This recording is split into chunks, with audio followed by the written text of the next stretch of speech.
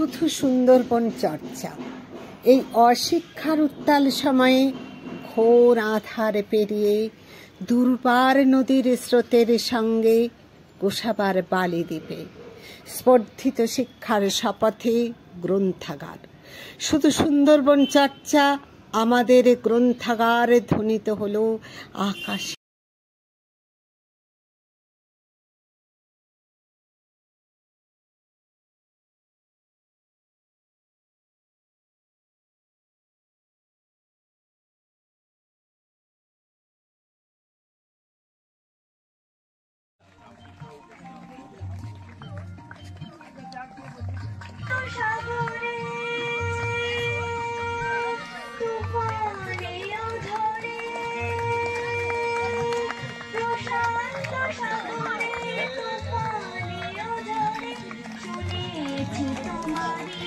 অশান্ত রাগিনী শুনেছি তোমারি অশান্ত রাগিনী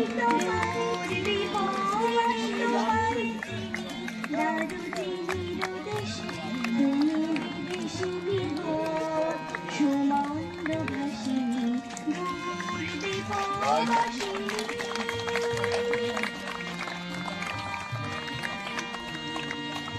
বাজাও কি বুনো সুর পাহাড়ি বাসিতে মনান্ত যে গায় বাসন্তী হাসিতে বাজাও কি বুনো সুর পাহাড়ি বাসিতে মনান্ত যে গায় বাসন্তী হাসিতে তব কবরী মনে নবইলা চিরকুল দোলে সুলাসিনী দূর দীপবাসিনী চিনি তোমারে চিনি চিনি তোমারে চিনি দারুচিনির দেশে তুমি বিদেশিনী গো সুমন্দ ভাসিনী দূর দীপবাসিনী দূর দীপবাসিনী দূর দীপবাসিনী।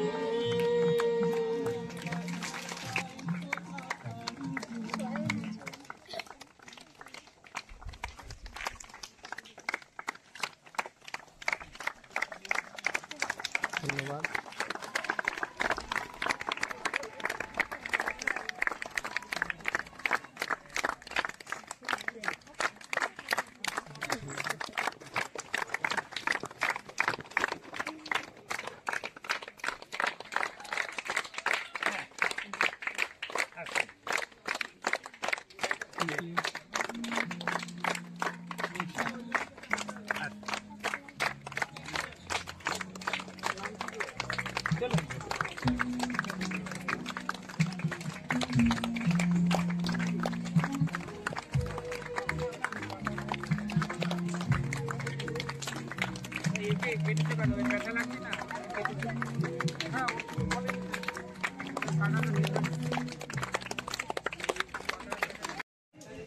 লাইব্রেরিতে যারা আছো তাদের জন্য যে প্রোগ্রামটা হবে সেটা কিভাবে হবে কি হবে সেইটা আমি একটু সংক্ষেপে বলে নিই, তাহলে তোমাদের সুবিধা হবে। সেটা হচ্ছে যে আজকে এই দেখো যেটা এখানে টাঙানো হচ্ছে, পেছনে যেটা বঙ্গীয় গ্রন্থাগার পরিষদ থেকে যারা এসছেন, এই সংস্থাটা এমন একটা সংস্থা যার সূচনা হয়েছিল কার হাত দিয়ে সেই নামটা সবাই জানে। তিনি হচ্ছেন রবীন্দ্রনাথ ঠাকুর। এই সংস্থার সূচনা হয়েছিল রবীন্দ্রনাথ ঠাকুরের হাত ধরে। সেই সংস্থার মানুষেরা তোমাদের কাছে এসছেন, এরা এই গ্রন্থাগার তৈরি করার কাজ করেন, গ্রন্থাগারিক তৈরি করার কাজ করেন এবং যাতে লাইব্রেরি ছাড়া পৃথিবীতে ছড়িয়ে পড়ে তার চেষ্টা করে। তো সেই মানুষেরা তোমাদের কাছে এসছেন। আমি তাদের সঙ্গে একজন মানুষের পরিচয় করিয়ে দিয়ে তার হাতে মাইকটা তুলে দিচ্ছি। তিনি হচ্ছেন আমাদের সকলের শ্রদ্ধেয় স্যার শ্রী সুকুমার পয়রা স্যার। তিনি এখানকার যে বিদ্যালয় ছিল সেই বিদ্যালয়ে 40 বছর প্রধান শিক্ষকতা করেছেন। তারপরে এখানেই তার নিজস্ব বাড়ি আছে, সেই বাড়িতেই তিনি থাকেন এবং এখনো এই ছোট বাচ্চাদের নিয়ে তিনি বিভিন্ন অ্যাক্টিভিটি করেন। তার অ্যাক্টিভিটির কথা বলতে গেলে অনেক সময় লাগবে, তাহলেও আমরা সংক্ষেপে বলছি। এই যে বিজয়নগর বিবেকানন্দ ফার্মার্স ক্লাব দেখছেন, এখানে কৃষকদের যাতে তারা সঠিকভাবে বৈজ্ঞানিকভাবে চাষ করতে পারেন সেই বিষয়ে প্রশিক্ষণ দেওয়া হয়। এছাড়া দিশা বলে আরেকটি সংস্থা আছে যেটি পুরোটা মহিলাদের দ্বারা পরিচালিত, সেটিও উনি সেটার অভিভাবক এবং সেখানে মেয়েরা বিভিন্ন ধরনের কাজ করে। এখানে আপনারা দেখবেন যে এখানে খুব ভালো ডাল তৈরি হয়, সেই ডালগুলি ওরা তৈরি করে। এছাড়া ওরা সেলাইয়ের কাজ করে। দিশার সংগঠনটা অবশ্য এখানে নয়, স্কুলের একটা ঘরে আছে, আপনারা স্যারের সঙ্গে একটু কথা বললে জানতে পারবেন। আমি সুকুমার স্যারের কথা আপনাদের বললাম। সুকুমার স্যার কিন্তু কোভিডের সময় একটা অসাধারণ কাজ করেছিলেন। কোভিডের সময় যখন বিদ্যালয় বন্ধ হয়ে গিয়েছিল তখন তিনি এই বাচ্চাদের নিয়ে অঙ্কুর এবং উন্মেষ বলে দুটি সংস্থা তৈরি করেন, দুটো প্ল্যাটফর্ম তৈরি করেন। সেখানে এই বাচ্চারা কোভিডের সময় ওনার কাছে পড়তে আসে। আপনারা যদি ওনার বাড়িতে যান তাহলে দেখবেন ওনার বাড়িতে একটা গাছের নিচে পড়ানোর জায়গা তৈরি করা আছে, সেখানে উনি বাচ্চাদের পড়ান, এখনো পড়ান। এই বাচ্চারা সকলেই ওনার ছাত্রছাত্রী, আমিও ওনার ছাত্র। তা ওনার মতো মানুষের ছাত্র হিসেবে বলাটাও গর্বের বিষয়। তা সেই সুকুমার স্যার আমাদের অভিভাবক। এইখানেও এই যে কাজ হচ্ছে সেটাতে উনি আমাদের অভিভাবক হিসেবে আছেন। আমি আজকের অনুষ্ঠান পরিচালনা করার জন্য ওনাকেই অনুরোধ করছি এবং আমাদের সঙ্গে জয়দীপদা আছে। জয়দীপদা আজকে এখনকার এই বঙ্গীয় গ্রন্থাগার পরিষদের সেক্রেটারি, তাই তো, সম্পাদক। এছাড়াও আরো অনেকে এসছেন, তারা সকলেই এই সংস্থার বিভিন্ন পদে আছেন এবং সংস্থার সঙ্গে যুক্ত আছেন। তাদের সকলের ব্যক্তিগত পরিচয় আমার জানা নেই, কিন্তু সকলেই আমাদের কাছে শ্রদ্ধেয়, তোমাদের কাছেও শ্রদ্ধেয়। ওনারা তোমাদেরকে কিছু কথা বলবেন, তোমাদের গান আবৃত্তি শুনবেন। আবার ওনাদের সঙ্গে যারা এসছেন তারাও তোমাদের সাথে গল্প গুজব করবেন। আমি শুনেছি পার্থ স্যার এসছেন, উনিও তোমাদের সাথে গল্প করবেন। কিছু প্রোগ্রাম আছে, সব মিলিয়ে আমাদের ধারণা ঘন্টা দেড়েক সময় লাগবে। তারপরে আমাদের একটু মাংস ভাতের ব্যবস্থা আছে। কোথায় গেল সেই ছেলেটা আমার? ঠিক আছে। আর যারা আমাদের সামার ক্যাম্পে ছিলে তাদের প্রত্যেকের জন্য একটা করে মাইক্রোস্কোপ দেওয়ার কথা ছিল। আজকে মাইক্রোস্কোপ 20টা এখানে রাখা আছে, বাকি 24টা মাইক্রোস্কোপ আমাকে দিয়েছেন। তোমরা জানো রমেন্দ্রলাল ব্যানার্জি যিনি এই মাইক্রোস্কোপ আবিষ্কার করেছিলেন তিনি এসেছিলেন, তিনি তোমাদের তার ব্যবহার শিখিয়ে দিয়েছেন। সেই মাইক্রোস্কোপও আজকে তোমাদের হাতে তুলে দেওয়া। স্যার আপনি একটু বলে ওনাদের একটু পরিচয় করিয়ে নিয়ে তারপরে আকাশের গান টান বা কি। হ্যাঁ, ওই জয়দীপ স্যারই পরিচয়। জয়দীপ স্যার আপনাকে একটু অনুরোধ করছি, আপনি সবাই যদি একটু পরিচয় করিয়ে। হ্যাঁ, উদ্বোধনী সঙ্গীত হয়ে শুরু। হ্যাঁ, আমাদেরই প্রোগ্রাম। হ্যাঁ, ঠিক। জয়দীপ বাবু আসুন। ঠিক ঠিক। স্যার আপনি একটু আসুন, ওখানে দেবো।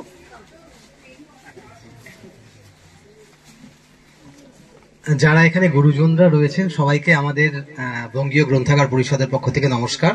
এবং অবশ্যই তোমরা যারা রয়েছো তোমরা জানো হয়তো যে রবীন্দ্রনাথ ঠাকুর আমাদের কবি, উনি 1925 সালে আমাদের এই বঙ্গীয় গ্রন্থাগার পরিষদের প্রথম প্রতিষ্ঠাতা সভাপতি ছিলেন এবং তারপর দীর্ঘদিন ধরে আমাদের চলেছে এইসব অনুষ্ঠান। এবার আমাদের 100 বছর এবং এখানে তোমাদের একটা লাইব্রেরি আছে। তোমরা কি লাইব্রেরি ব্যবহার করো তো? আচ্ছা, আজকে কত তারিখ? 9 নভেম্বর। আজকে বিশিষ্ট কবি, উর্দু কবি ইকবালের জন্মদিন। ইকবালের নাম শুনেছো? সারে জাহাসে আচ্ছা গানটা শুনেছো? আচ্ছা, এটা উনি রচনা করেছিলেন। তো আমরা লাইব্রেরিতে কেন আসি? লাইব্রেরিতে আমরা বাড়িতে যেসব বইপত্র পাই না সমস্ত বইপত্রগুলো কিন্তু লাইব্রেরিতে পাই আমরা। তো আমরা যখন এই 100 বছরের অনুষ্ঠানগুলো করলাম, আমাদের তো অনেক ধরনের কাজকর্ম রয়েছে। তো আমাদের একটা কাজকর্ম হচ্ছে যে লাইব্রেরিগুলো যাতে ভালো করে চলে, যাতে সবাই লাইব্রেরি ব্যবহার করে, সেরকম ধরনের কিছু কাজকর্ম। সেই জন্যই কিন্তু মূলত শুধু সুন্দরবন চর্চার জ্যোতিরিন্দ্র বাবু রয়েছেন, আজকে সুকুমার বাবুর সাথে আলাপ হলো, তাদের ডাকেই কিন্তু আজকে এখানে আসা। তোমাদের সঙ্গে থাকার জন্যই কিন্তু 2 ঘন্টা সময় কাটানোর জন্যই কিন্তু আমাদের এখানে আসা। একটু পরিচয় করিয়ে দিই, আমাদের মধ্যে রয়েছেন আমাদের সংগঠনের সভাপতি অধ্যাপক কৃষ্ণপদ মজুমদার। উনি দীর্ঘদিন যাদবপুর বিশ্ববিদ্যালয়ে অধ্যাপনা করেছেন। পাশে রয়েছেন আমাদের প্রাক্তন সভাপতি শ্রী রামকৃষ্ণ সাহা, উনি যাদবপুর বিশ্ববিদ্যালয়ে দীর্ঘদিন অধ্যাপনা করেছেন, গ্রন্থাগারিকতার দায়িত্ব পালন করেছেন। পাশে রয়েছেন অঞ্জনাদি কলকাতা বিশ্ববিদ্যালয়ে ছিলেন। কৃষ্ণাদি আমাদের লাইব্রেরি প্রফেশনাল লোক। পলি মজুমদার, উনি দীর্ঘদিন লাইব্রেরিতে কাজ করেছেন। রামগোপাল শেঠ আমাদের দীর্ঘদিনের শহীদ। শিবশঙ্কর মাইতি দীর্ঘদিন বিদ্যালয় গ্রন্থাগার চালিয়েছেন। শোভন বাবু দীর্ঘদিন পাবলিক লাইব্রেরিতে কাজ করেছেন। ওখানে রজত বাবু রয়েছেন, উনি দীর্ঘদিন ধরে লাইব্রেরিতে কাজ করছেন। ওখানে সৌরভ রয়েছে যে করছে, আরো ভেতরে অনেক আমাদের ছেলেমেয়েরা রয়েছে। আর এইদিকে আমাদের পুলক স্যার রয়েছেন, উনি দীর্ঘদিন কলকাতা মেট্রোপলিটন লাইব্রেরিতে চালিয়েছেন, গ্রন্থাগারিক ছিলেন। এখানে নিতাই চন্দ্র ঘটক মেডিকেল কলেজ গ্রন্থাগারিক দীর্ঘদিন ধরে পালন করেছেন। আর ইনি পার্থ চট্টোপাধ্যায়, ইনি ম্যাক্সমুলার ভবন দীর্ঘদিন গ্রন্থাগার চালিয়েছেন, এখন মডার্ন হাই স্কুলে রয়েছেন। তো আমরা সবাই মিলে তোমাদের সাথে এসছি, সময় কাটাবো।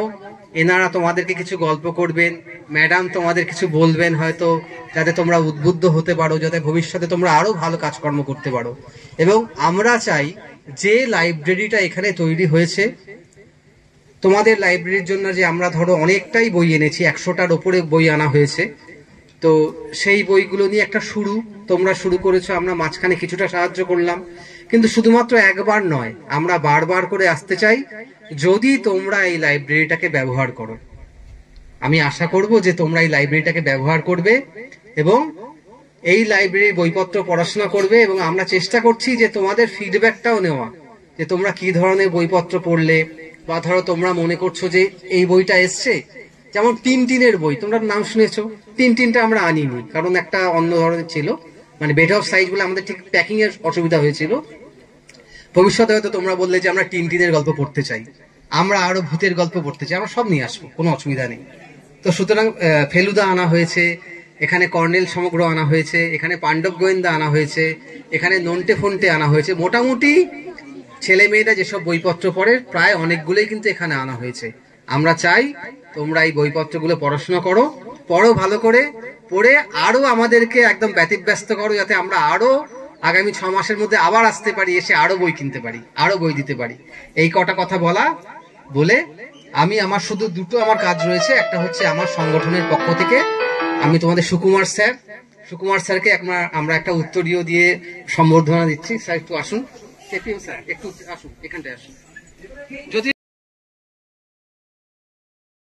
বিশ্ব সাথে যোগে যেথায় বিহার, সেইখানে যোগ তোমার সাথে আমারো। বিশ্ব সাথে যোগে যেথায় বিহার, সেইখানে যোগ তোমার সাথে আমারো। নয় কবনে নয় বিজনে, নয় আমার আপন মনে, নয় কবনে নয় বিজনে, নয় আমার আপন মনে, সবার যেথায় আপন তুমি হে প্রিয়, সেথায় আপন আমারো। বিশ্ব সাথে যোগে যেথায় বিহার, সেইখানে যোগ তোমার সাথে আমারো। সবার পানে যেথায় বাহু পসারো, সেইখানেতে প্রেম জাগিবে আমারো। গোপনে প্রেম রয় না ঘরে, আলোর মতো ছড়িয়ে পড়ে। গোপনে প্রেম রয় না ঘরে, আলোর মতো ছড়িয়ে পড়ে। সবার তুমি আনন্দ ধন হে প্রিয়, আনন্দ সে আমারো। বিশ্ব সাথে যোগে যেথায় বিহার, সেইখানে যোগ তোমার সাথে আমারো। বিশ্ব সাথে যোগে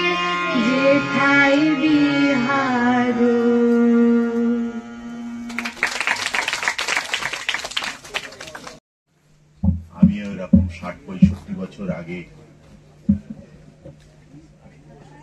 এরকম ভাবে স্কুলের মাঠে, আমাদের স্কুলের মাঠ ছিল, লাইব্রেরি ছিল না, সেই মাঠে এরকম বসে গল্প করতাম টিফিন পিরিয়ডে বা ছুটির পরে।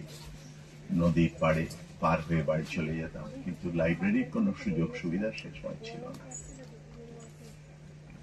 তাই আমরা সেইভাবে শুধু পাঠ্য বইয়ের মধ্যে নিজেদেরকে সীমাবদ্ধ রেখেছিলাম। অর্থাৎ স্কুলের জন্য যে বই, সেই বই ক্লাসে মাস্টারমশাইরা পড়াতেন, বাড়ি গিয়েও সেই বই পড়তাম।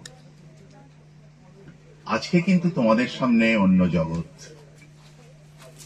তোমাদের সামনে শুধু এই পাঠ্য বই নয়, তোমাদের সামনে আজকে অসংখ্য বই। এই যে পাবলিক লাইব্রেরিতে এসে তোমরা শুধু পাঠের বই যে পাবে তা নয়, তোমাদের মানসিক উৎকর্ষতা বৃদ্ধির জন্য তোমরা নানান রকম বই পাঠ করতে পারবে, নিজেদেরকে উন্নত করতে। তারা অনেক বড় হয়ে গেছে, তোমরা অনেক বড় হবে, এরকম ভাবে আবার আর এক নতুন প্রজন্মকে তোমরা আশীর্বাদ করবে, যাতে তারা বড় হয়। লাইব্রেরির এই পাঠক বৃন্দ, আমি দু একটা কথা বলি। আচ্ছা, রবীন্দ্রনাথ হঠাৎ লাইব্রেরি নিয়ে পড়লেন কেন? রবীন্দ্রনাথই একমাত্র লোক যিনি সংক্ষেপে অনেকগুলো কথা বলে গেছেন। একটা গান তোমাদের মনে আছে, আলোকের এই ঝর্ণা দ্বারাই ধুইয়ে দাও। আলোটা কি? সূর্যের আলো, চাঁদের আলো, ইলেকট্রিকের আলো না, জ্ঞানের আলো। এই কথাটা বলার কারণটা হচ্ছে যে মানুষ কেন আমরা মানুষ এই জন্যে যে আমাদের বুদ্ধিবৃত্তি আছে, আমাদের জ্ঞান তৈরি হয়, সেই জ্ঞানটা নিয়েই আমরা বেঁচে থাকি, এবং যতই দিন যায় আমরা সেই জ্ঞানগুলো আহরণ করি। লাইব্রেরি হচ্ছে সেই জ্ঞান আহরণের একটা উপকরণ। আমরা ছেলেবেলায় লুকিয়ে বই পড়তাম। মানে লাইব্রেরি মেম্বার হয়েছিলাম, পড়াশোনা আছে। মা যখন থাকতো না, বই খুলে গল্প বই পড়তাম। যেই মায়ের আওয়াজ পেতাম, ধাঁ করে বালিশের তলায় বইটা ঢুকিয়ে দিলাম। এইভাবে আমরা লাইব্রেরির সাথে আস্তে আস্তে জড়িয়ে গেছি। কিন্তু এখন একটা বিপদ আমাদের সামনে এসছে। সেই বিপদটার সম্বন্ধে তোমাদের একটু সতর্ক করে দিই। রূপকথার গল্প পড়েছো? রাক্ষস, খক্ষস, দৈত্য, দানব, এই সমস্ত পড়েছো তো? অনেকেই পড়েছে। এখন আধুনিক কালের একটা নতুন দৈত্য এসছে। সে দৈত্যকে দেখা যায় না, হাতে ধরা যায়।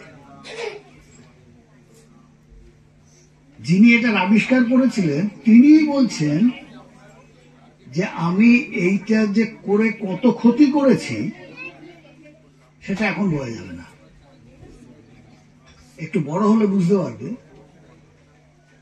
যে তুমি সব পাবে।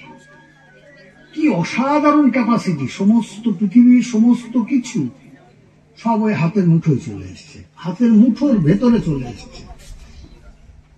দেশ বিদেশের কাহিনী, যুদ্ধ বিগ্রহের কাহিনী, কে কি করছে, কে কি গান গাচ্ছে, কে কি ছবি আঁকছে, কি সিনেমা হলো, কি সিনেমা হয়েছিল, সব পড়ে। কি নেই তাতে?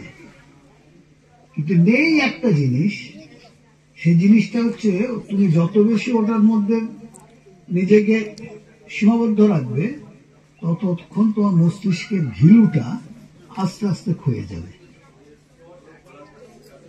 এইটি হচ্ছে আধুনিক কালের দৈত্য। এইটা আমরা বইটা, লাইব্রেরিটা হচ্ছে ঠিক তার উল্টোটা। তুমি বই পড়ার অভ্যেস করো, দেখবে তোমার ভেতরে চিন্তা তৈরি হবে, তুমি ভাববে, তুমি নিজে লেখক হবে, লেখিকা হবে, কবিতা লিখবে, গল্প লিখবে। তোমার চারপাশে কত কিছু আছে, সবকিছু তুমি দেখবে, সেগুলো লিখবে। তখন দেখবে একদিন তোমাদের ভেতর থেকেই কত ভালো ভালো সাহিত্যিক, এই যে মেয়েটি গান করলো, অসাধারণ গান করলো, একজন সঙ্গীত শিল্পী হবে, এইটা কিন্তু একটা গুরুত্বপূর্ণ জিনিস। এই জিনিসটা আমি তোমাদের কাছে আমার পূর্ণ অভিজ্ঞতা থেকে, দীর্ঘদিনের অভিজ্ঞতা থেকে আমি তোমাদের কাছে এই কটা কথা বলে আমি আমার বক্তব্য শেষ করছি। মন্ডল, সুন্দরবন ভ্রমণ।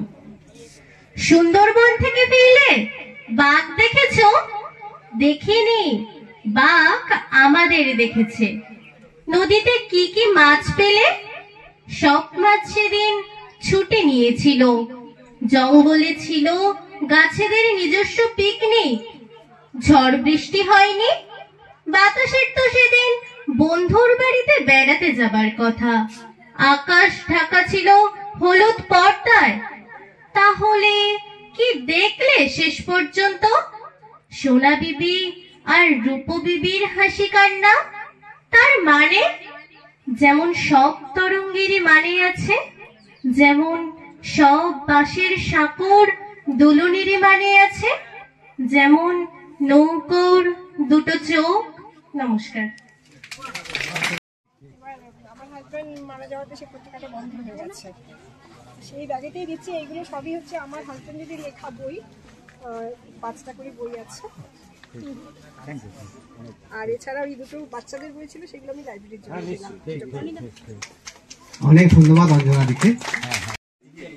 21 তারিখ সেকেন্ড হাফে 2টোর সময়, 1টার সময় রবির পেছনে হেরিটেজ ইনস্টিটিউট অফ টেকনোলজি। আমি স্যারকে তাও আরেকবার বলে দেবো, আপনিও যাবেন স্যারের সাথে। আচ্ছা, থ্যাংক ইউ। এবার আবৃত্তি পরিবেশন করবেন সূর্যনারায়ণ সাউ। সূর্য নেই স্যার, না আসেনি, পরীক্ষা দিতে গেছে, ওই সায়েন্স ট্যালেন্টের একটা পরীক্ষা হচ্ছে। আচ্ছা, তারপরে আবৃত্তি পরিবেশন করবেন তাসনিম মল্লিক। এসো, এসো। রবীন্দ্রনাথ ঠাকুর। তাল গাছ এক পায়ে দাঁড়িয়ে, সব গাছ ছাড়িয়ে, উকি মারে আকাশে, মনে সাদ কালো মেঘ ফুরে যায়, একেবারে উড়ে যায়। কোথা পাবে পাখাসি? তাই তো সে ঠিক তার মাথাতে, গোল গোল পাতাতে ইচ্ছাটি মেলে তার। মনে মনে ভাবে বুঝি ডানা এই, উড়ে যেতে মানা নেই, বাসাখানি ফেলে তার সারাদিন।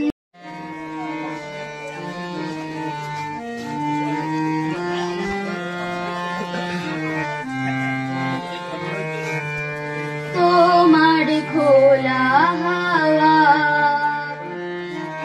লাগিয়ে পালে, তোমার খোলা হাওয়া লাগিয়ে পালে, তোমার খোলা হাওয়া টুকরো করে কাছি, আমি ডুবতে রাজি আছি, আমি ডুবতে রাজি আছি, তোমার খোলা হাওয়া লাগিয়ে পালে, তোমার খোলা হাওয়া। সকাল আমার গেল মিছে, বিকেলে যে যায় তারি পিছে গো। সকাল আমার গেল মিছে, বিকেলে যে যায় তারি পিছে গো। দেখো না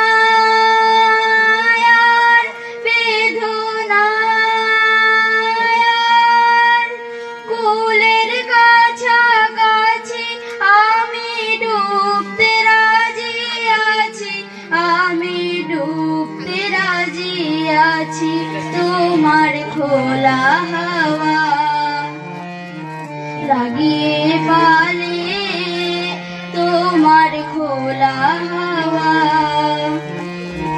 মাঝের লাগিয়াছি জাগি সকল রাত্রি বেলা, ঢেউগুলো যে আমায় নিয়ে করে কেবল খেলা।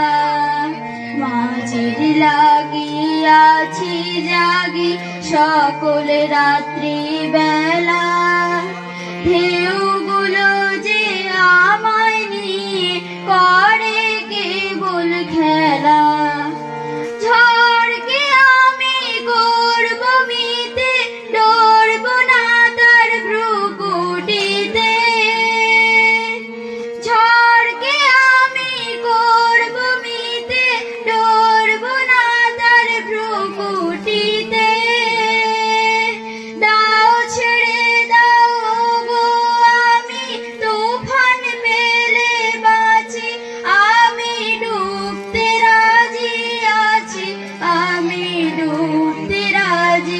আছি তোমার খোলা হাওয়া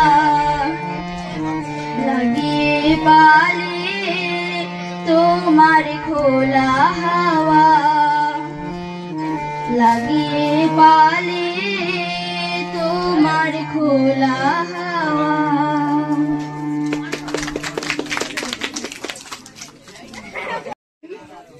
এই গুণীজন সমৃদ্ধ সভাকে আমাদের বঙ্গীয় গ্রন্থাগার পরিষদের পক্ষ থেকে স্বাগত জানাচ্ছি। আর এই ছোট ছোট বাচ্চাগুলো তোমাদের অনেক অনেক আদর জানাচ্ছি। আমি তোমাদের একটা ছোট্ট গল্প বলে শোনাবো। তাহলে আমি সরাসরি গল্পটাতেই চলে যাই। এই কথা বল না, মন দিয়ে শোন। কালেক্টর ম্যাডাম, আপনি মেকআপ করেন না কেন? কেরালার মলপ্পুরম জেলার কালেক্টর শ্রীমতী রানী স্বামী এক কলেজ ছাত্রীদের সাথে কথা বলছিলেন। মহিলার কবজিতে সামান্য একটা ঘড়ি ছাড়া অন্য কোনো প্রসাধন ছিল না। ছাত্রীরা দেখে আশ্চর্য হয় যে ওনার মুখের উপর সামান্য ফেস পাউডারের স্পর্শটুকুও নেই। কথাবার্তা মূলত ইংরেজিতেই হচ্ছিল। ভদ্রমহিলা 2-3 মিনিট কথা বলেছেন। ওনার প্রতিটি শব্দের মধ্যে দৃঢ় সংকল্পের স্পষ্ট আভাস। কথোপকথন হচ্ছিল, আপনার নাম ম্যাডাম? আমার নাম রানী। স্বামী আমার পারিবারিক নাম। আমি ঝাড়খণ্ড রাজ্যের মূল নিবাসী। আর কিছু জানতে চাও? ভিড়ের মধ্যে একটি মেয়ে হাত তোলে। হ্যাঁ বলো।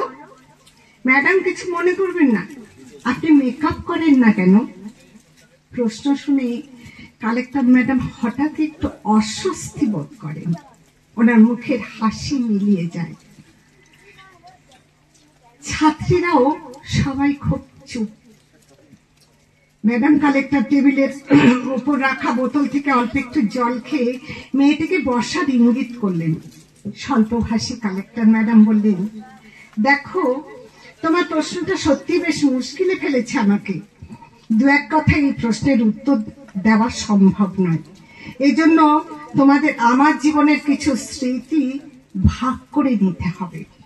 তার জন্য হয়তো তোমাদের ব্যস্ত সময়ের থেকে কিছুটা মিনিট 10 সময় আমার লাগতে পারে।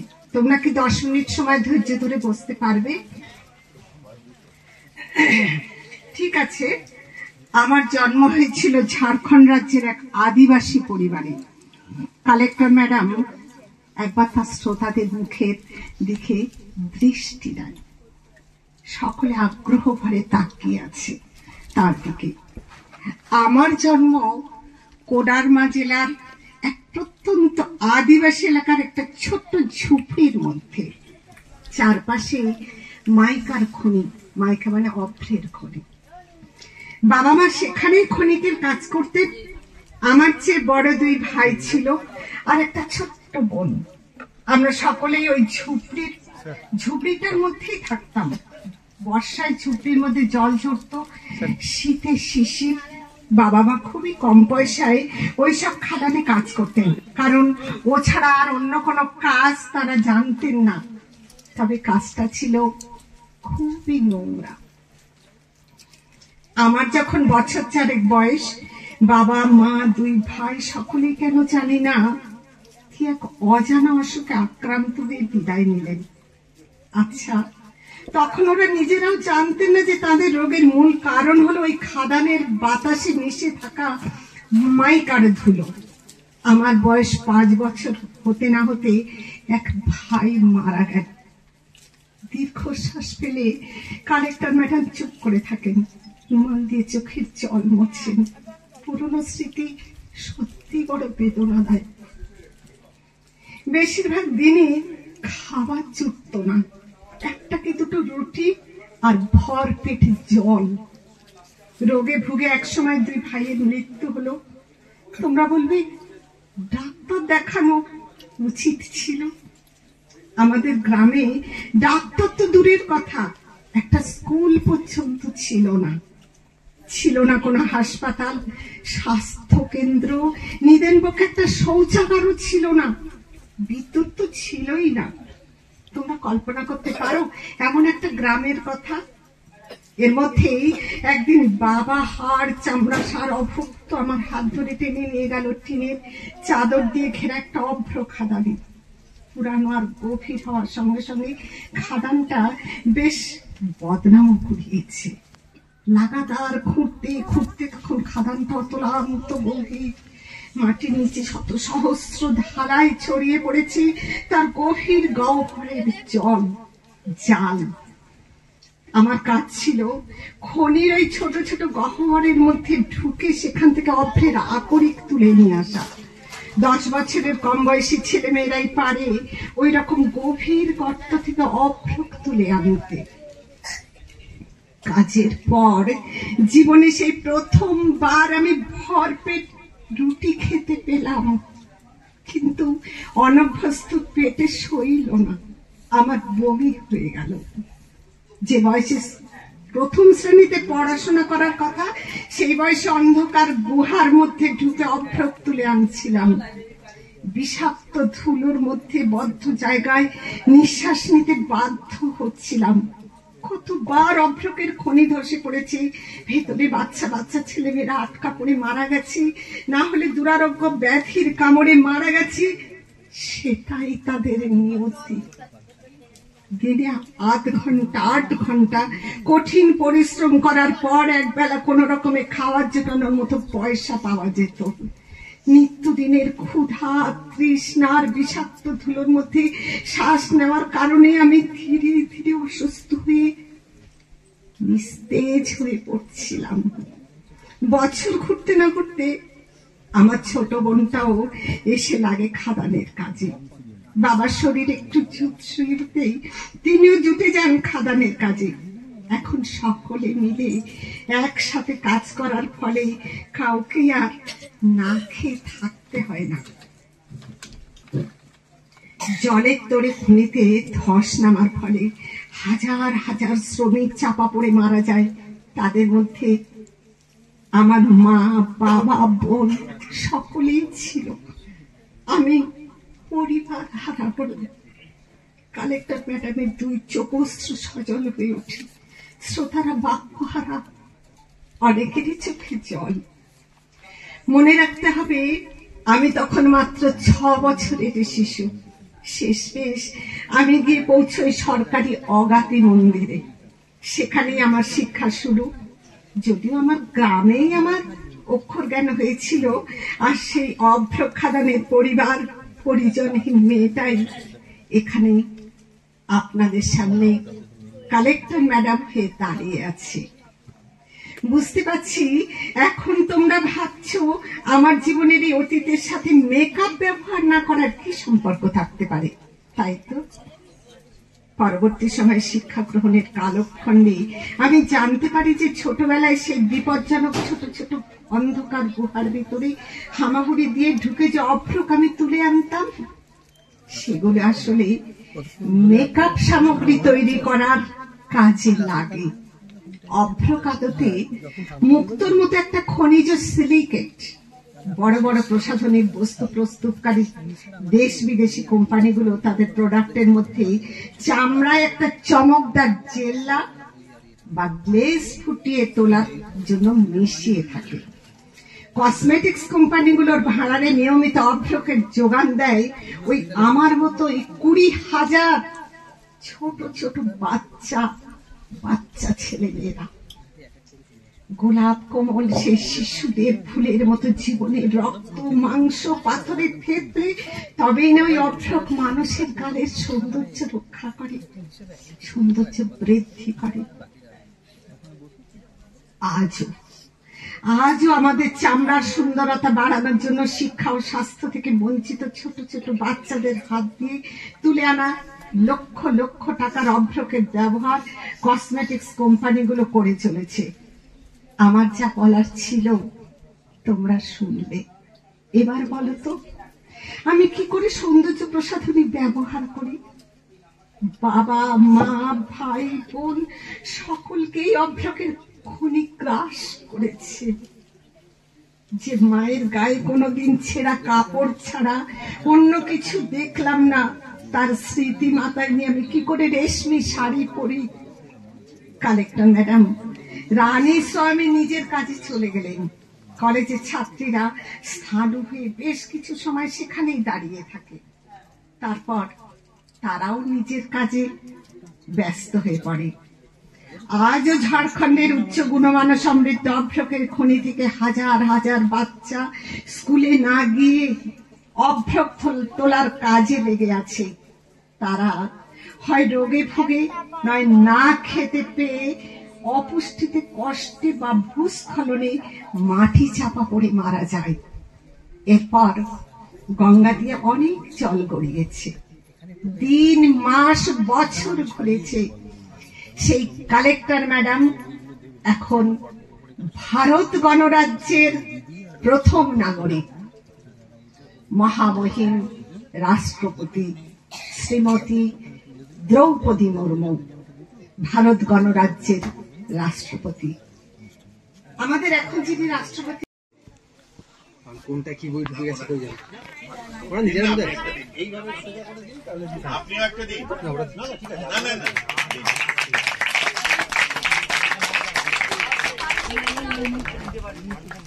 এইভাবে যদি তুমি একটা দাও।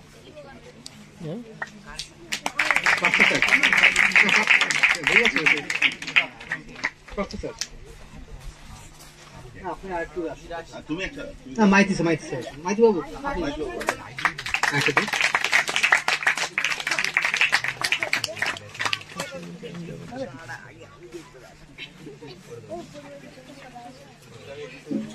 হ্যাঁ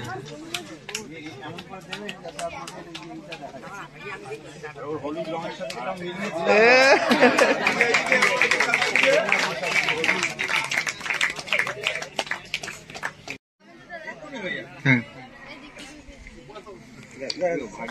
ঝর্ণা মন্ডল কি বই পেয়েছো? দেখো কবিতা বলবে এবার। কি বই? হ্যাঁ এসো, হাই তুই এখানে দাঁড়া। রাজকাহিনী।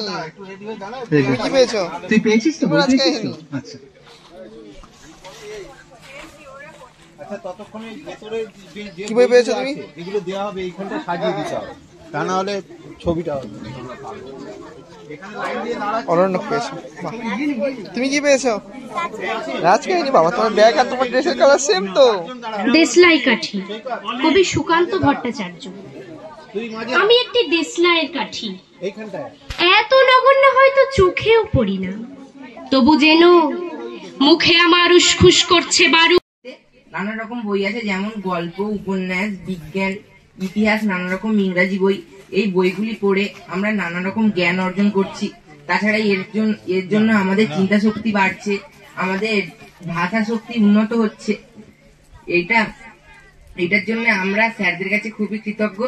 তাছাড়া আমার যেসব বই বিশেষ করে ভালো লাগে, গল্প বই, তারপরে হাসির গল্প বইগুলো যেগুলো আছে, তারপরে সত্যজিৎ রায়ের কৈলাস কেলেঙ্কারি, বাক্স রহস্য, সোনার কেল্লা, এইসব বইগুলো আমার বিশেষ করে ভালো লাগে। আর স্যাররা যে আমাদের এই শুধু সুন্দরবন চর্চা আমাদের এই পড়াশোনার মাধ্যমেই শুধু সীমাবদ্ধ রেখেছেন তা নয়, আমাদের মধ্যে এনারা নানা রকম ভ্রমণের আয়োজন করেন শিক্ষামূলক। তাতে করে আমরা নানা রকম নতুন নতুন জায়গা দেখি, গ্রামে আমরা ইতিহাস ও পরিবেশের সঙ্গে পরিচিত হচ্ছি। এর জন্য স্যারদের কাছে আমরা কৃতজ্ঞ থাকবো। এবং পরিশেষে আমি একটি কথা বলতে চাই যে আমরা যেন আমাদের লাইব্রেরিকে খুব ভালোবাসি, কারণ বই হলো সবচেয়ে আমাদের ভালো বন্ধু। নমস্কার।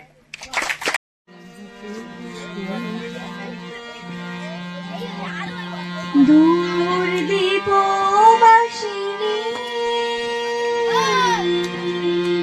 দূর দীপবাসিনী, চিনি তোমারে চিনি, চিনি তোমারে চিনি, দারুচিনির দেশে তুমি বিদেশিনী গো, সুমন্দ ভাসিনী।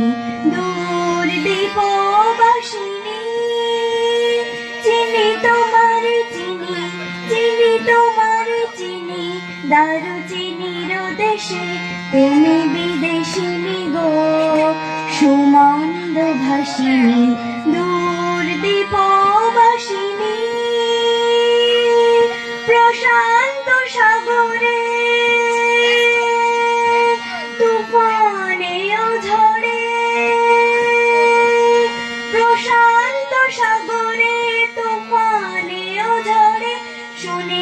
শুনেছি তোমারি অশান্ত রাগিনী, শুনেছি তোমারি অশান্ত রাগিনী, দূর দীপবাসিনী। চিনি তোমারে চিনি, চিনি তোমারে চিনি, দারুচিনির দেশে তুমি বিদেশিনী গো, সুমন্দ ভাসিনী, দূর দীপবাসিনী।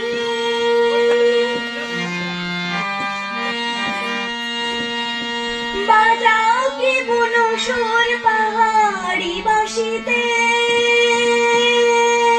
বনান্ত ছেয়ে যায় বাসন্তী হাসিতে। বাজাও কি বুনো সুর পাহাড়ি বাসিতে, বনান্ত ছেয়ে যায় বাসন্তী হাসিতে। তব কবরী মূলে নব এলা চির ফুল, দোলে কুসুম বিলাসিনী, দূর দীপবাসিনী। চিনি তোমারে চিনি, চিনি তোমারে চিনি, দারুচিনির দেশে তুমি বিদেশিনী গো, সুমন্দ ভাসিনী, দূর দীপবাসিনী, দূর দীপবাসিনী, দূর দীপবাসিনী। সম্মান জানিয়ে আমি দু একটি কথা বলছি।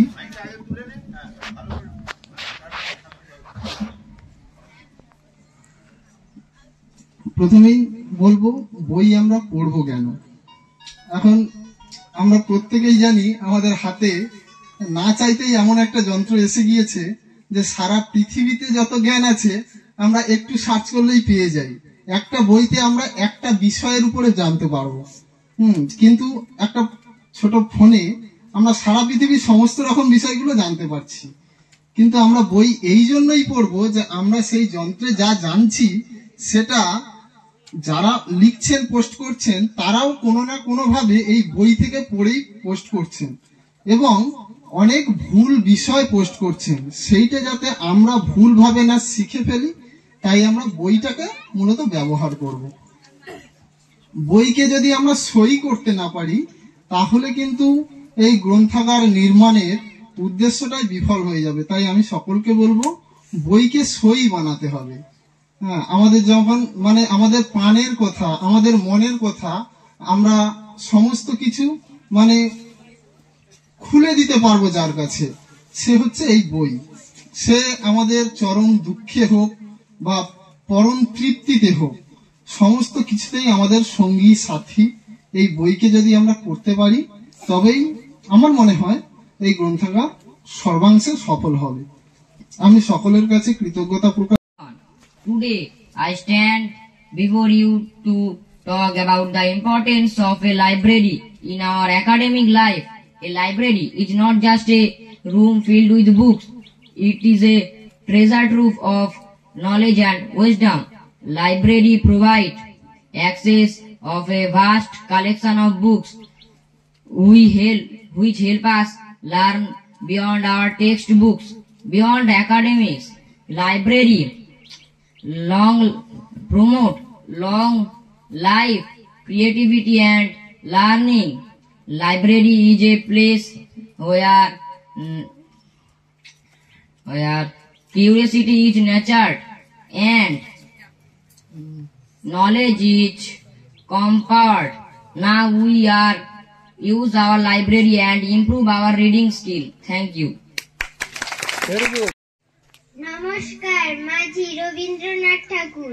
আমার যেতে ইচ্ছে করে নদীটির ওই পারে, যেথায় ধারে ধারে বাঁশের খোঁটায় ডিঙি নৌকো বাঁধা সারে সারে। কৃষানেরা পার হয়ে যায় লাঙল কাঁধে ফেলে, জাল টেনে নেয় জেলে। গরু মহিষ সাথে নিয়ে যায় রাখালের ছেলে। সন্ধে হলে যেখান থেকে সবাই ফেরে ঘরে, শুধু রাত দুপুরে শেয়ালগুলো ডেকে ওঠে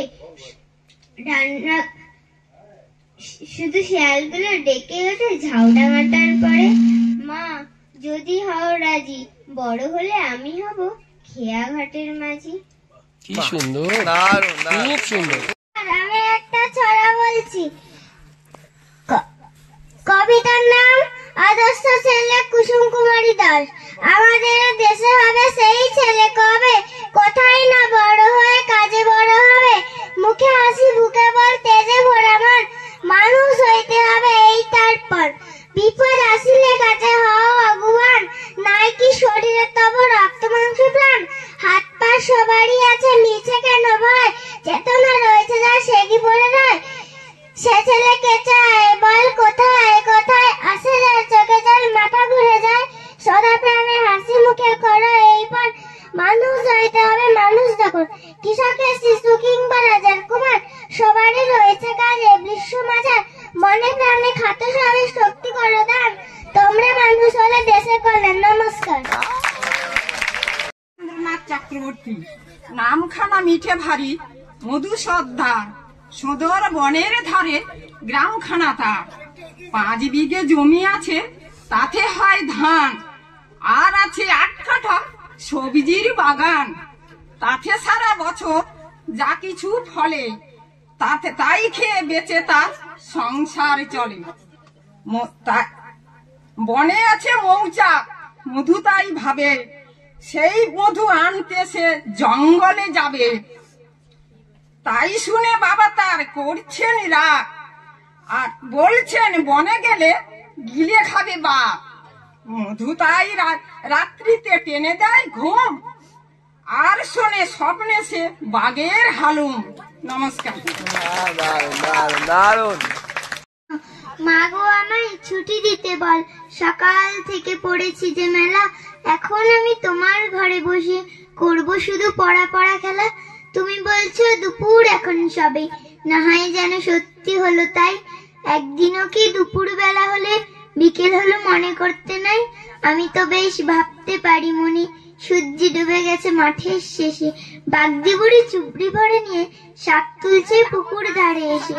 আঁধার হলো মাদার গাছের তলা, কালি হয়ে এলো দিঘির জল। হাটের থেকে সবাই এলো ফিরে, মাঠের থেকে এলো চাষির দল। মনে করো না সন্ধে হলো যেন, দুপুর রাতের বেলা দুপুর যদি হয়, দুপুর বেলা রাত হবে না কেন? নমস্কার। অনুপম বলল, সকলের গান কবিতা আবৃত্তি বলা এত ভালো লাগলো আমাদের সকলের। আমরা তো শহর থেকে এসেছি, শহরে কি, শহরে আর গ্রামের মধ্যে তফাৎ কি? শহরে খুব দূষণ, শহরে ধোঁয়া ধুলো, তাই না, আওয়াজ। সেখানকার ছেলে মেয়েরা সেই ধোঁয়া ধুলো আওয়াজের মধ্যেই বড় হচ্ছে, স্কুলে যাচ্ছে, পড়ছে।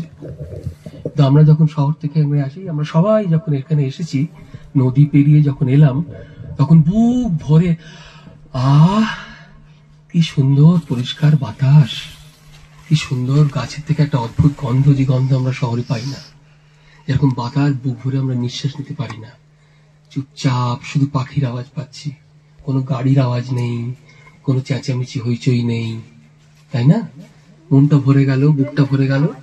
ঠিক তেমনই তোদের গল্প শুনে, তোদের আবৃত্তি শুনে, তোদের ছোট্ট ছোট্ট গলায় গান শুনে আমাদের বুকটা ভরে গেল। আর তখন মনে হচ্ছিল তোরা তো সেই দূষণের মধ্যে থাকিস না, আমরা যেরকম দূষণের মধ্যে থাকি, ধোঁয়া ধুলো চেঁচামেচির মধ্যে থাকি, তোরা তো সেখানে থাকিস না। তোরা তো মুক্ত পরিষ্কার স্বচ্ছ পরিবেশে থাকিস। সেই জন্য তোদের গানও এত সুন্দর, তোদের কবিতাও এত সুন্দর, তোদের গলার আওয়াজ এত মধুর, তোদের বলাগুলো এত সুন্দর সহজ সরল, তাই না? তোদের গল্প শুনতে ভালো লাগে। বাড়িতে ঠাকুমা দিদিমারা গল্প বলেন। কার ঠাকুমা দিদিমা গল্প বলে? হাত তোলো। আর তোদের মধ্যে কার কার গল্প বলতে ভালো লাগে? হাত তোলো। জানিস তো, মানুষ যখন কথা বলতে শেখেনি, যখন ভাষা আসেনি, তখনও মানুষ গল্প বলতো। কি করে বলতো বলতো? কি করে বলতো? না, মানুষ বিনিময় করতো ভাব। কি করে করতো? ভাষা নেই, ছবি আঁকতো। আমরা জানি না, সেই অনেক পুরনো দিনের পাহাড়ের ভেতরের গুহায় আবিষ্কার হয়েছে ছবি। একটা মোষ আঁকা রয়েছে, অনেকগুলো মানুষ লাঠি নিয়ে তাড়া করছে। এটা কি? এটা তো গল্প। মানুষ তো তখন বলতে শেখেনি, মানুষ ছবি এঁকে বলতে চেয়েছে। এই দেখো আমি শিকারে গেছিলাম, এই লাঠি নিয়ে আমরা দল বেঁধে তাড়া করেছিলাম একটা মোষকে বা একটা হরিণকে। এটা বলতে পারিনি তো মুখে আওয়াজ করে, তখন ভাষা আসেনি, মানুষ ছবি এঁকেছে। সেই তখনকার দিন আগে থেকে, সেই কতদিন আগে থেকে মানুষ গল্প বলতে ভালোবাসে, গল্প শোনাতে ভালোবাসে। কি এই ছেলে, তোর নাম কি? নাম বল। হ্যাঁ, রাহুল। শোন না, তোর ভালো লাগছে না? দেখ না, এক্ষুনি ভালো লাগবে। আমি তো সত্যি সত্যি একটা গল্প বলবো। তো তখন মানুষ গল্প বলতো, যাই করে এসছে বাড়ি গিয়ে, বা বাড়িতে ঘরের সেই গুহার ভেতরে মানুষ আছে, কারোর সঙ্গে কিছু হয়েছে, ঝগড়া হয়েছে, মারামারি হয়েছে, মানুষ ইশারা করে বলতো, ভাষা নেই। তারপরে ছবি এঁকে বলতো, আওয়াজ করে বলতো। তাই গল্প বলাটা অনেক পুরনো এক জিনিস, এখনো গল্প বলা চলে এসছে। তারপরে ভাষা এসেছে, মানুষ লিখতে শিখেছে, ভাষা হরফ তৈরি। এখনো কিন্তু অনেক মানুষের, অনেক জাতির, মানে জনজাতির, তাদের কোনো হরফ নেই। তারা মুখে কথা বলে কিন্তু লেখার কোনো হরফ নেই। এমন জনজাতি আমাদের দেশেও আছে, এখনো হরফ হয়নি। হয়তো হরফ হবে, তখন তারা তাদের মনের চিন্তার যে গল্পগুলো সেগুলো লিখবে, সে লিখে তারপরে তার থেকে বই হবে, তারপর সেই ছাপা আবিষ্কার হলো, ছাপাখানা তৈরি হলো, তারপরে বই লেখা হলো, তারপরে তো বই তৈরি হলো, তাই না? তো এইটা একটা বই, এই বইটাও একটা তৈরি হওয়ার ব্যাপার আছে, একটা তৈরি হওয়ার গল্প আছে। আমি সেই গল্পটা একটা ছোট্ট করে বলবো, এটা শুধু সত্যি ঘটনা। তারপরে এই বইটা থেকে একটা দুটো গল্প তোদের পড়ে শোনাবো। এই যে আজকে সকাল শুরুতেই একজন বলছিল না কোভিডের কথা, তোরা সবাই শুনেছিস তো? কোভিড কি হয়েছিল জানিস তো? সেই 3-4 বছর ধরে আমরা একদম ঘর থেকে বেরোতে পারছিলাম না, কোথাও যেতে পারছিলাম না, মুখে মাস্ক পরে ঘুরতে হচ্ছিল। তো সমস্ত লকআউট না কি জানো, লকডাউন হয়ে গেছিল। ট্রেন চলাচল বন্ধ হয়ে গেছে, বাস চলাচল বন্ধ হয়ে গেছে, রাস্তায় বেরোনো যাচ্ছে না, কেউ অফিস যেতে পারছে না, কেউ স্কুলে যেতে পারছে না, কেউ কলেজ যেতে পারছে না, কোথাও কেউ যেতে পারছে, বাড়িতে বসে আছে। আমিও বাড়িতে বসেছিলাম, কোথাও যেতে পারি না। একদিন যায়, দুদিন যায়, ছাদে হাঁটাহাঁটি করছি। কি করবো, সবাই ছাদে, কি ওদের বাড়ির ছাদে ও হাঁটাহাঁটি করছে, ওদের বাড়ির ছেলে দিদিটা সেও হাঁটাহাঁটি করছে, সবাই ছাদে উঠে হাঁটছে বিকেল বেলা। কোথাও বেরোতে পারছে না, তো কি করবে, বিরক্ত হয়ে যাচ্ছে ঘরে বসে বসে। তো ছাদে হাঁটতে হাঁটতে আমি একদিন আরো বিরক্ত হয়ে গেলাম, কি করব। তখন মনে পড়লো অনেকদিন আগে আমি যেখানে লাইব্রেরিয়ান ছিলাম, গ্রন্থাগারিক ছিলাম, সেইখানে আমি একটা আমার দিদিকে জার্মানি থেকে, জার্মানি বলে একটা দেশ আছে না, জানিস তো, শুনেছিস তো, সেই জার্মানি থেকে একটা দিদিকে আমন্ত্রণ করে ডেকে এনেছিলাম। সেই দিদি গল্প বলে। আমরা গ্রামে কথা শুনি না, গল্প কথক বলে একটা পেশা আছে, তারা গল্প বলে বেড়ান। স্কুলে যান গল্প বলতে, হাসপাতালে রোগীদের যান গল্প বলতে, কলেজে যান গল্প বলতে, ছোটদের কি বলে ওটা, কিন্ডার গার্ডেনে যান গল্প বলতে। তাদের কাজই তাই, গল্প বলেন, গল্প বলে আনন্দ পান। তো তাকে ডাকলাম, ডেকেছিলাম একদিন, বললাম যে তুমি এসো দিদি, আমাদের এখানে ছেলেমেয়েরা যারা আছে লাইব্রেরিতে, তাদের তুমি গল্প বলবে, আর কি করে গল্প বলতে হয় মজা করে সেটাও শেখাবে। বললো ঠিক আছে, আসবো। তো সেই দিদি, তার নাম আনা এলো, এসে দারুণ মজার সব গল্প টল্প বললো, কি করে গল্প বলতে হয় শেখালো, আমরা শিখলাম টিকলাম। তো যখন কোভিডের সময় আমি বেরোতে পারছি না, বিরক্ত হয়ে যাচ্ছি, তখন আমি আনার কথা মনে পড়লো। আনাকে বললাম ফোন করে, তুমি আমায় গল্প পাঠাও, তুমি তো অনেক গল্প জানো, গল্প বানিয়ে বানিয়ে বলো, তোমাদের আরো সব বন্ধুরা আছে, তারা সবাই গল্প বলে বেড়ায়, তা সেই সব গল্পগুলো আমায় পাঠাও, আমি পড়বো, আমার পড়তে ভালো লাগবে, আমার বিরক্ত লাগছে, কিছু করতে ভালো লাগছে না, তাই গল্প পাঠাও। আনা বললো ঠিক আছে, আমি তোমাকে গল্প পাঠাই। এই বলে একটা আনা গল্প পাঠালো। প্রথম গল্পটা পড়ে তো আমার ভীষণ ভালো লাগলো। তারপর বললাম আরেকটা পাঠাও না, আমার ভীষণ ভালো লেগেছে। আনা আবার একটা গল্প পাঠালো। এইভাবে একটা, দুটো, তিনটে, চারটে করে পর 50টা গল্প আনা পাঠালো আমাকে, সেই জার্মানি থেকে হোয়াটসঅ্যাপে মেল করে গল্প পাঠাতে। সেই গল্পগুলো সব পড়ে আমার এত ভালো লাগলো যে আমি ভাবলাম ঠিক আছে এগুলো তো জার্মান ভাষায় বলেছে, আমি তো জার্মানটা জানি, কিন্তু আমার ভাইয়া, আমার বোনেরা, আমার বন্ধুরা তারা তো জার্মান ভাষা জানে না, তো তাদের জন্য যদি বাংলায় গল্পগুলো নতুন করে বলি তাহলে তো খুব মজা, আমার আনন্দ আমি ভাগ করে নিতে পারবো। তখন আমি সেই গল্পগুলো সব লিখতে শুরু করে দিলাম। লিখে তারপরে আমি তো জানি না, কোনোদিন বইও লিখিনি, তা আমার বাড়ির সব লোকজনরা বললো, আমার ছেলে মেয়ে বললো, বাবা আরে তুমি এতগুলো গল্প বাংলায় লিখে ফেলেছো, ভারী সুন্দর, আমরা পড়েছি, তুমি একটা বই করে ফেলো না। বই করবো, ঠিক আছে বই দেখা যাক কিভাবে। বই তো কি করে হয়, বই তো আর বইয়ের জন্য কি কি লাগে, প্রকাশক লাগে, তাই তো জানিস তো, প্রকাশক লাগে, ছাপাখানা লাগে, তারপরে যে ডিজাইনে ছবি আঁকবে তাকে লাগে। তো আমার তো কেউই জানাশোনা নেই।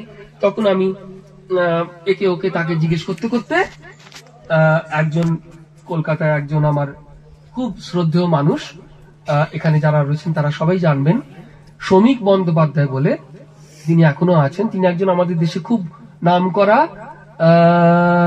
সাহিত্য সমালোচক, ফিল্ম সমালোচক, ছবির সমালোচনা করেন তিনি, নাটকের সমালোচনা করেন তিনি, এবং খুবই একজন খুব নামকরা বইয়ের প্রকাশক, বই তৈরি করেন। এই বাবারা তোরা শুনছিস, বই কি করে তৈরি করতে হয় সেই কাজটা তিনি শেখান। তো আমি তাকে বললাম, শ্রমিক দা আপনার আমি এগুলো পড়ে দেখুন তো কেমন লাগে, ভালো লাগলে আমি একটা বই করতে চাইছিলাম। শ্রমিক দা বললো ঠিক আছে, এটা ভালো বই হবে। সেই বইটা বেরোলো। এই বইটা থেকে আমি তোদের একটা দুটো গল্প, এই বইটা লাইব্রেরিতে থাকবে, তোরা পড়তে পারবি। বইটার নাম কি পড়া যাচ্ছে? পরিযায়ী রূপকথা। পরিযায়ী মানে কি? পরিযায়ী পাখিরা আসে না, কি করে পরিযায়ী পাখিরা, কেন তারা পরিযায়ী? অন্য দেশ থেকে উঠতে উঠতে উঠতে উঠতে উঠতে আসে আমাদের দেশে, আবার সেখান থেকে উঠতে উঠতে উঠতে উঠতে উঠতে আরেক জায়গায় চলে যায়। গল্প তেমনি একটা দেশ থেকে আর একটা দেশে আসে। কি করে আসে? মানুষের মুখে মুখে আসে। এবং গল্প যখন আসে তখন যে গল্পটা একটা মূল যে জায়গায় তৈরি হয়েছিল, তখন সেই গল্পটা যখন অন্য দেশে আসে, অন্য লোক মুখে বলে, তার মতন করে বলে, গল্পটা একটু পাল্টে যায়। আবার সেই গল্পটাই তুই শুনলি, ওই দিদি শুনলেন, ওই মাসিমা শুনলেন, শুনে আবার আরেকজনকে বলতে গেলেন, তখন নিজের কল্পনা, নিজের ভালো লাগা, নিজের মজা টজা সব মিশিয়ে নতুন করে বললেন, নতুন আর একটা গল্প হয়ে গেল, তাই না? এই গল্পরা এরকম বেরিয়ে বেড়ায় সারা পৃথিবী জুড়ে। এই যে আমরা রূপকথা, এই যেখানে একটা বই আছে বাংলার রূপকথা, এই বাংলার রূপকথার মধ্যে অনেক রূপকথা কিন্তু অনেক অন্য দেশ থেকে এসেছে, এসে আমাদের দেশে হাজির হয়েছে। সেই একটা গল্প ছিল না, সেই ফ্লাইং কার্পেট, সেই কি বলে ওটাকে, কার্পেট, কার্পেটের বাংলা কি? কার্পেটের বাংলা হ্যাঁ পাপড় না, বলো মাদুর হতে পারে, ঠিক আছে মাদুরই ধরলাম। সেই মাদুরের ওপরে চেপে একটা সেই উড়ে উড়ে বেড়াতো না ঝাঁটা করে, এই গল্পটা শেষ করেছিলিস না? সেই রকম গল্পটাও সেই ঝাঁটা ধরে আর মাদুরের ওপর চেপে উড়ে উড়ে উড়ে উড়ে বেড়ায়, এই দেশে যায় একবার, ও দেশে যায় একবার, আর খালি একটা গল্প অন্য গল্প হয়ে যায়, অন্য গল্প আবার আরেকটা অন্য গল্প হয়ে যায়। সেই রকম অনেকগুলো গল্প আমি বাংলায় করেছি। তার মধ্যে প্রথম গল্পটা বলি, ছোট্ট ছোট্ট গল্প, একটা ঈগল পাখির গল্প। ঈগল, একজন লোক জঙ্গলে গিয়েছিল পাখি ধরবে বলে। একটা ঈগল পাখি ছানাকে নিয়ে সে ফিরে এলো, তাকে রাখলো মুরগির ঘরে। মুরগি, হাঁস আর টার্কির সঙ্গে। পাখিদের রাজা ঈগলের ছানা হলেও তাকে খেতে দিল মুরগির খাবার। কয়েক বছর পর একজন পক্ষী গবেষক এলো সেখানে। গবেষক মানে জানিস তো, যারা গবেষণা করে, পাখি নিয়ে গবেষণা করে, এমন একজন লোক সেখানে এলো। মুরগির ঘরে ঈগলটা কি দেখে সে অবাক হয়ে বলল, আরে এখানে তো মুরগি নয়, এটা তো মুরগি নয়, এটা তো ঈগল, তুমি এখানে রেখেছো কেন এটাকে? ঠিক ঠিক লোকটা বলল, কিন্তু আমি একে মুরগিদের মতো করে বড় করেছি, এ এখন আর ঈগল নেই। যতই এর ডানা 3 মিটার চড়া হোক না কেন, এ এখন একটা মুরগি হয়ে গেছে। হতেই পারে না, গবেষক বলল, এ এখন ঈগলই, কারণ এর কলিজা ঈগলের। তার জোরেই এ অনেক উঁচু আকাশে উড়ে বেড়াবে। লোকটি মাথা নেড়ে বলল, না, এ আর কখনো উঠতে পারবে না, ও এখন পুরোপুরি একটা মুরগি হয়ে গেছে। দুজনে ঠিক করলো পরীক্ষা করে দেখবে কার কথা ঠিক। গবেষক তার বাহুর ওপর ঈগলটিকে নিয়ে বলল, তুমি ঈগল, আকাশ তোমার বিচরণের জায়গা, মাটি নয়। মেলে দাও তোমার চওড়া ডানা, উড়ে যাও ওই আকাশে। ঈগল বসে রইল গবেষকের বাহুর ওপর, দেখতে লাগলো এদিক ওদিক। মুরগিগুলোকে দানা খুঁটে খেতে দেখে সেও লাফিয়ে নেমে গেল মাটিতে, মুরগিদের মতন দানা খুঁটে খেতে লাগলো। লোকটি হেসে বলল, বলেছিলাম না ও এখন একটা মুরগি হয়ে গেছে। না, অন্যজন বলল, ও মুরগি নয়, ও ঈগল, কাল আমরা আবার পরীক্ষা করব। বেশ, পরের দিন ঈগলটিকে নিয়ে সে বাড়ির ছাদের উপরে গেল, উঁচু করে তুলে ধরলো তাকে আর বলল, তুমি ঈগল, বাড়িয়ে দাও তোমার চওড়া ডানা, উড়ে যাও ওই আকাশে। কিন্তু এবারও বাড়ির উঠোনে মুরগিগুলোকে চড়ে বেড়াতে দেখে নিচে উড়ে এলো ঈগল, দানা খুঁটে খেতে লাগলো তাদের সাথে। লোকটি আবার বলল, আমি তোমাকে আগেই বলেছি ও এখন একটা মুরগি। গবেষক জোরের সঙ্গে মাথা নেড়ে বলল, না, ও একটা ঈগল, আর ওর কলিজাটা এখনো ঈগলেরই। আর একবার পরীক্ষা করে দেখতে চাই, কাল ও নিশ্চয়ই উঠবে। পরের দিন ভোরে উঠে পড়ল গবেষক, ঈগলটিকে নিয়ে চলল শহরের বাইরে। ঘর বাড়ি থেকে অনেক দূরে একটা উঁচু পাহাড়ের নিচে এসে দাঁড়ালো সে। তখন সবেমাত্র সূর্য উঠছে, পাহাড়ের চূড়া সোনালী আলোয় উজ্জ্বল হয়েছে। আশ্চর্য সুন্দর প্রভাতের আনন্দে প্রতিটি শিখর থেকে ছড়িয়ে পড়েছে ঝলমলে আলোর দ্যুতি। সেই ঈগলটিকে তার বাহুর ওপর বসিয়ে নিল আর একবার, উঁচুতে তুলে ধরে বলল, তুমি ঈগল, মাটি নয়, পৃথিবী অনেক উপরে, ওই উঁচু আকাশ তোমার জন্য অপেক্ষা করে আছে। মেলে দাও তোমার চওড়া ডানা, উড়ে যাও দূর আকাশে। ঈগল চারপাশে তাকাতে লাগলো, নতুন জীবনের আশায় থরথর করে কেঁপে উঠল তার শরীর, কিন্তু উড়ল না। গবেষক নিবিড় ভাবে দেখেছে প্রকৃতিকে, তার অভিজ্ঞতা অনেক। সেই ঈগলটিকে সূর্যের দিকে তুলে ধরল, আর সেই মুহূর্তে ঈগল তার প্রবল শক্তিশালী ডানা দুটি মেলে দিল, তীক্ষ্ণ রবে আকাশ বিদীর্ণ করে ওপরে তুলে নিল নিজেকে। অনেক উঁচু আকাশে মেঘেদের রাজ্যে উড়ে গেল সে, আর ফিরে এলো না।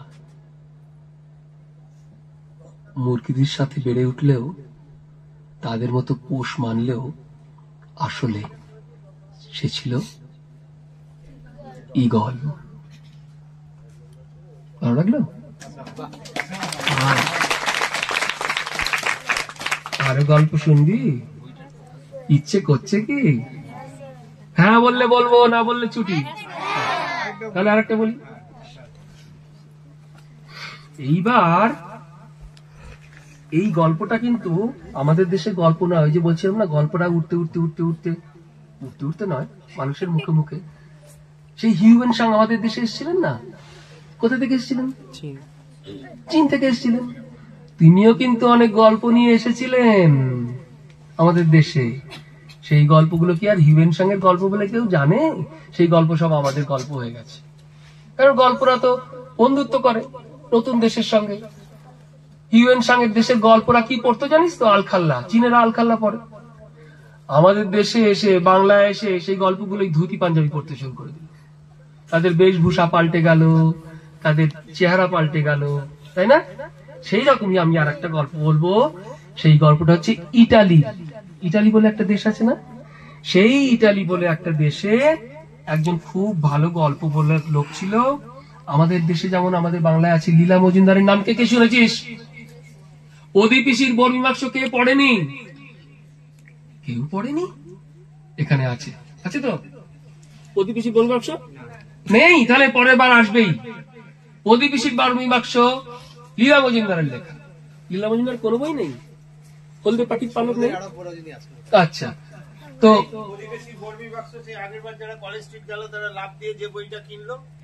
সেইটাই তো প্রতিবেশী বই বাক্স লাইব্রেরিতে আছে তো। লাল রঙের বাক্স, লাল রঙের বাক্স,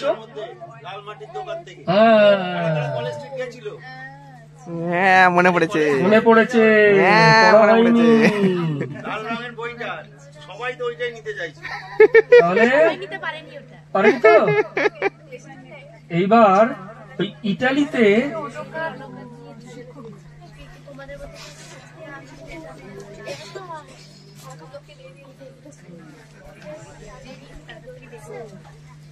সেই ইটালি দেশে এরকম আমাদের লীলা মজুমদারের মতনই খুব বিখ্যাত, খুব জনপ্রিয় একজন ছোটদের লেখক ছিলেন, তার নাম জান্নি রোদারি। কি সবাই? genau, exactly, very nice, good. এই গল্পটার নাম কি জানিস? যে পথ কোথাও পৌঁছয়নি, যে পথ কোথাও পৌঁছয়নি। মন দিয়ে শোন, মজার গল্প কিন্তু। গ্রামের শেষ মাথায় 3টে পথ চলে গিয়েছে 3 দিকে। একটা গেছে সমুদ্রের দিকে, একটা গেছে শহরে, তৃতীয় পথটা কোথায় গেছে কেউ জানে না। ওটা নাকি কোথাও পৌঁছয়নি। ছোট্ট মার্টিনো, ওই যে মার্টিনো বসে আছে, ছোট্ট মার্টিনো, ওইখানে ওই মার্টিনো বসে আছে, ছোট্ট মার্টিনো। আরো আছে কি ছোট্ট মার্টিনো? ওই তো আর একটা ছোট্ট মার্টিনো বসে আছে। ছোট্ট মার্টিনো সেটা জানতো। কি জানতো? কি জানতো মার্টিনো? যে তৃতীয় পথটা কোথাও পৌঁছয়নি, যায়নি কোথাও। কারণ কি করে জানলো সে? সে একবার জনে জনে জিজ্ঞেস করেছিল, আর সকলের কাছে একই উত্তর পেয়েছিল। ওই রাস্তাটা? না না, ওটা কোথাও যায়নি, ও পথে যাওয়ার কোনো দরকার নেই। মার্টিনো বলছে, আরে রাস্তাটা গেছে কোন দিকে বলবে তো? ও পথটা কোনো দিকেই যায়নি। তাহলে ওই রাস্তাটা বানানো হয়েছিল কেন? আরে ওটা আসলে কেউ বানায়নি, ওটা চিরকালই ছিল। কিন্তু কেউ কি কখনো ওই পথে গিয়ে দেখেছে? তুই তো দেখছি আস্ত মাথা মোটা। আমরা যখন সবাই বলছি ওদিকে কিছু দেখার নেই, তোমরা যদি কোনোদিন ওদিকে না গিয়ে থাকো তবে জানবে কি করে যে ওটা কোথাও পৌঁছেনি? ছেলেটা এত একগুঁয়ে, কিছুদিনের মধ্যেই সকলে তাকে গোয়ার মার্টিনো বলে ডাকতে শুরু করলো। গোয়ার মার্টিনো, গোয়ার মার্টিনো, গোয়ার মার্টিনো। কিন্তু তাতে তার কোনো অপমান নেই, বয়েই গেছে পুরো আঙুল। সে কেবল ওই রাস্তাটার কথা ভাবে যেটা কোথাও পৌঁছায়নি। যখন সে ঠাকুর দাদার হাত না ধরে, ছোট তো আস্তে আস্তে বড় হচ্ছে, যখন সে ঠাকুর দাদার হাত না ধরে রাস্তা পেরোতে পারার মতো যথেষ্ট বড় হলো, তখন একদিন খুব ভোরে ঘুম থেকে উঠে বেরিয়ে পড়লো সে। আস্তে, এদিকে গল্প বলছি আমরা। গ্রামের প্রান্তে এসে কোনো দ্বিধা না করেই সেই রহস্যময় রাস্তা ধরে সে এগিয়ে চলল। মার্টিনো সেই তৃতীয় রাস্তাটা ধরে সে এগিয়ে চলল, দেখেই ছাড়বে কোথায় গেছে। রাস্তাটা খানা খন্দে আর আগাছায় ভরা। কপাল ভালো যে অনেকদিন হলো বৃষ্টি হয়নি। তাই বৃষ্টি হলে কি হয়? কাদা হয়। তো অনেকদিন বৃষ্টি হয়নি, তাই জল জমেনি, কাদা হয়নি, কপাল ভালো। ডাইনে বাঁয়ে রাস্তা বরাবর ঝোপের সারি। কিছুটা যাওয়ার পর জঙ্গল শুরু হয়ে গেল। বড় বড় গাছের ডালপালা রাস্তার উপর ঝুঁকে পড়ে, একটার সঙ্গে অন্যটা গা ঘেঁষাঘেঁষি করে অন্ধকারে ঠান্ডা সুড়ঙ্গের মতো তৈরি করে। এদিক থেকে গাছ রাস্তার উপর দিয়ে ঝুঁকে পড়েছে, ওদিক থেকে গাছ রাস্তার উপর দিয়ে ঝুঁকে পড়েছে, যেন একটা সুড়ঙ্গের মতো হয়ে গেছে। অন্ধকার, আলো ঢুকছে না, এত ঘন। তার মধ্যে দিয়ে মার্টিনো গুটি গুটি গুটি গুটি গুটি যাচ্ছে। কেবল দু একটা জায়গা দিয়ে সামান্য সূর্যের আলো এসে পড়ছে, টিমটিম বাতির মতো, টিমটিম যেমন করে টিমটিম করে আলো জ্বলে সেরকম। সে হেঁটে চললো তো চললোই, সুড়ঙ্গের যেন কোনো শেষ নেই, রাস্তাও আর শেষ হয় না। মার্টিনোর পায়ে ব্যথা করতে লাগলো, সে চিন্তা করলো ফিরে যাওয়াই ভালো। ঠিক সেই সময় দেখতে পেল একটা কুকুর রাস্তার অন্য প্রান্ত থেকে তারই দিকে এগিয়ে আসছে। মার্টিনো ভাবলো, যেখানে কুকুর আছে সেখানে নিশ্চয়ই কোনো বাড়ি আছে, আর যদি বাড়ি থাকে তাহলে একজন মানুষ অন্তত থাকবেই। লেজ নাড়তে নাড়তে কুকুরটা কাছে এসে তার হাত চেটে দিল। তারপর সে রাস্তা ধরে একটু এগোয় আর পেছন ফিরে দেখে মার্টিনো তার পিছু পিছু আসছে কিনা। মার্টিনো বলল, আরে আমি আসছি, আমি ঠিকই আসছি। আসলে ভীষণ কৌতূহল হচ্ছিল তার। একসময় জঙ্গল পাতলা হয়ে আলো ফুটল, মাথার উপরে আবার আকাশ দেখা গেল। রাস্তা শেষ হলো এক প্রকাণ্ড লোহার ফটকের সামনে এসে। ফটকের গারদের ফাঁক দিয়ে মার্টিনো দেখতে পেল এক বিশাল প্রাসাদ। তার সব জানলা দরজা হাট করে খোলা রয়েছে, সমস্ত চিমনিগুলো দিয়ে ধোঁয়া বেরোচ্ছে, আর একটা ঝুল বারান্দায় দাঁড়িয়ে এক অপূর্ব সুন্দরী নারী তার দিকে হাত নাড়ছে, তাকে ডেকে বলছে, এসো মার্টিনো, কথা বলো না, মার্টিনো কথা বলো না, এসো এসো মার্টিনো, এসো ভেতরে এসো। মার্টিনো খুব আনন্দ হলো, মনে মনে বলল, দেখো কাণ্ড, আমি জানতামই না আমি এখানে এসে পৌঁছবো, অথচ সে জেনে গেছে। লোহার ফটক ঠেলে ভেতরে ঢুকলো সে। বাগানের মধ্যে দিয়ে হেঁটে গিয়ে ঠিক সময়ে সোজা পৌঁছে গেল খাস দরবারে। নত হয়ে অভিবাদন করলো সেই সুন্দরী রানীকে। সুন্দরী নারী তো রানী। চওড়া সিঁড়ি বেয়ে তখন সে নেমে আসছিল তার কাছে। সে ভারী সুন্দরী, পরী আর রাজকুমারীর চেয়ে অনেক সুন্দর পোশাক পরেছিল সে। তাছাড়া সে খুব উচ্ছল আর হাসি খুশি। মিষ্টি হেসে সে বলল, তাহলে তুমি মোটেই বিশ্বাস করনি কি সেই গল্পটা, যে পথ কোথাও পৌঁছয় না? ওরা খুব বোকা। আমার মনে হয় যত না পথ আছে তার চাইতে এমনিতেই ঢের বেশি দেশ আছে যাবার। যত না পথ আছে তার চাইতে ঢের বেশি দেশ আছে আবিষ্কার করার, দেখার, যাবার।